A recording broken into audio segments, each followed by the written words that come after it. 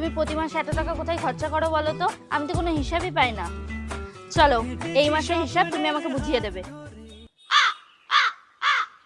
চাল, ডাল, ওষুধ 70 টাকা ডেইলি। ওষুধ,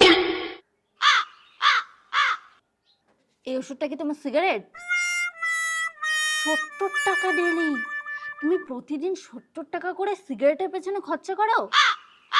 এই 70 টাকা জমালে মাসে কত হয় জানো? 2100 টাকা। আর বছরে কত হয়? 25,200 টাকা। এই 25,200 টাকা যদি আমরা প্রতি বছর কোনো মিউচুয়াল ফান্ডে দিই তাহলে 10 বছর পর সেটা কত হয় তোমার কোনো ধারণা আছে? সিগারেট খেয়ে তুমি তো তোমার জীবন ধ্বংস করছোই, সাথে আমাদের ভবিষ্যৎটাও ধ্বংস করছো। আজকের পর থেকে যদি তুমি সিগারেট খেয়েছো না, তোমাকে আমি বাড়িতেই ঢুকতে দেবো না বলে দিলাম। মনে থাকে যেন।